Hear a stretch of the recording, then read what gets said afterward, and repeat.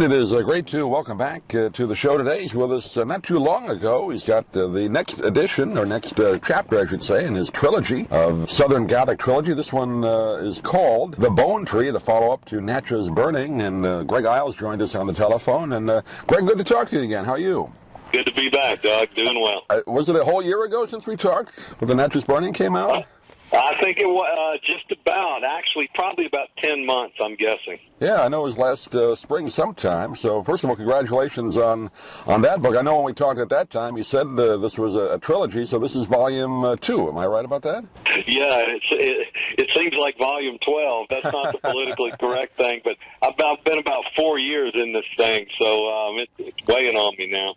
Well, you're a prolific writer. I mean, it's a good long story you've written in the first one, and this one as well. It really features your character Penn Cage, right? Let's kind of give a review of that for the folks that weren't with us the first time. Yeah, Natchez Burning grew out of some real-life civil rights murders around my hometown, Natchez, Mississippi, and Faraday, Louisiana, home of Jerry Lee Lewis. And it's mostly about my hero's sort of discovery that his father, who's a worshipped character in the town, an old-time physician, very much based on my dad, turned out not quite to be the man that the son in the town believed. And it leads into an inquiry into these murders and one of the most violent offshoots of the Ku Klux Klan in American history. And that, too, is very much based on reality. And, of course, the first book took us through a certain point, and then the second book leads out of that local area into ties between that Klan group and Carlos Marcello's mafia family in New Orleans,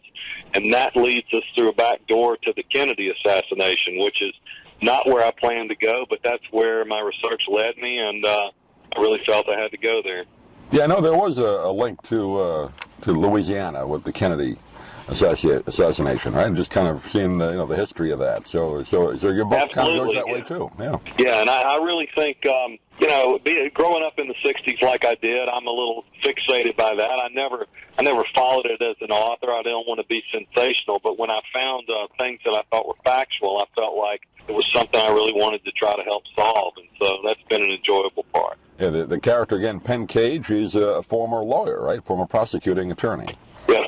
Former prosecutor from Texas, and he ends up, after his first wife dies, he returns to his hometown like a lot of people do, and he runs for mayor hoping to try to save the town. And there's a lot of parallels. I mean, I'm involved in a mayoral election here in Natchez myself. I'm not running, but I'm backing one of the candidates and trying to change things here. You know, the South, in many ways, we've made a lot of progress, and in other ways, we still have a long way to go. So I'm trying to be part of that. Yeah, I was going to ask you about that. Just kind of reading through the notes, you had a lot. You're doing a lot of work to, I guess, change some of the Confederate flag situation down there, or actually up there from where we are. But is that right?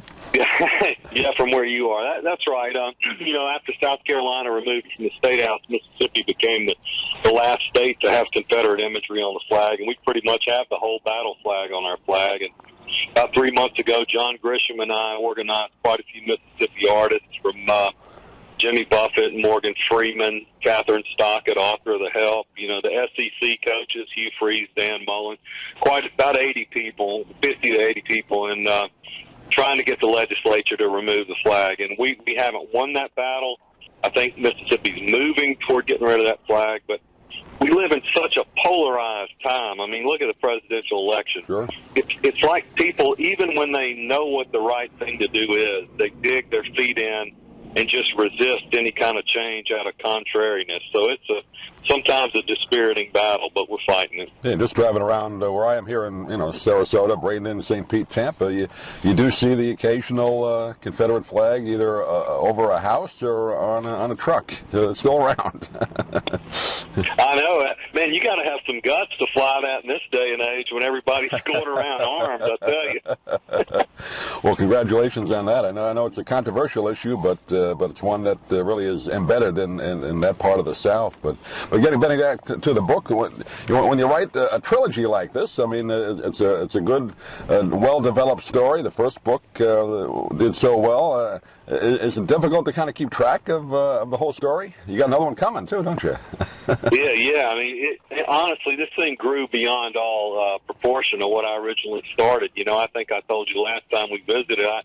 In the middle of writing what I thought was one book, I got in a terrible car wreck and lost my leg and tore my aorta and went in a coma. And I came out of that really deciding I wouldn't pull any punches at all when I wrote about race in the South, and it grew into these 3 books. And one of the good consequences is that Sony and Amazon Prime are going to make a big cable series out of this, and I'm working with the writers right now, and it's unbelievable the degree of complexity when you start trying to reduce it even to a 10 or 13 episode season.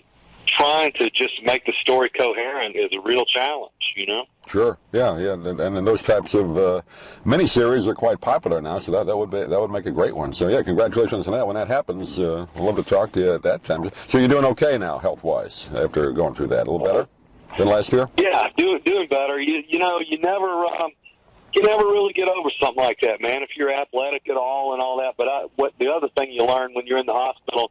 No matter how bad you got it, man, all you got to do is walk down that hall to the burn ward or the brain injury ward or the spinal ward, and you realize, you know what?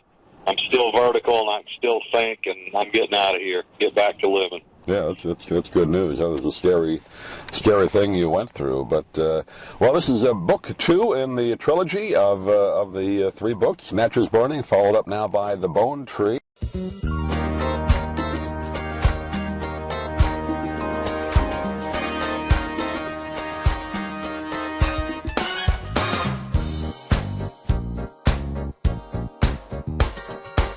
I'm Stan Brock. 30 years ago, I formed Remote Area Medical to help people overseas. But then we found generations of families in America isolated by poverty from the health care they need. Together, we can take dental, vision, and medical help to 1 million adults and their kids, right here at home in the United States of America. If you'd like to order the book we're talking about, please go to DougMilesMedia.com and enter the author's name in the Amazon search box.